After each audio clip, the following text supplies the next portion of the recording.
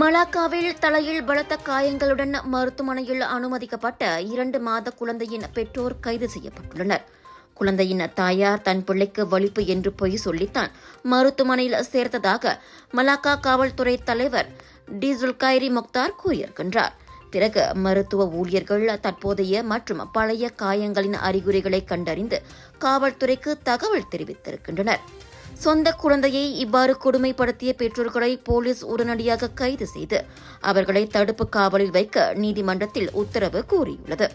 குற்றம் நிரூபிக்கப்பட்டால் அதிகபட்சமாக 20 ஆண்டுகள் சிறை தண்டனையும் 50,000 ரிங்கிட் அபராதமும் விதிக்கப்படலாம். GM Indians பெருமையுடன் வழங்கும் கிளாங் வேலி international Indian expo and viral food festival 7 12 மே வரை ஏயோன் மால் புக்கிட் ராஜா கிளாங் ஸ்லாங் ஓரியன் ஃபுட் ஃபெஸ்டிவலில் 100க்கும் அதிகமான உணவுகளை ரசிக்க ருசிக்க 80% டிஸ்கவுண்ட்ஸோடு பிக் சேல்.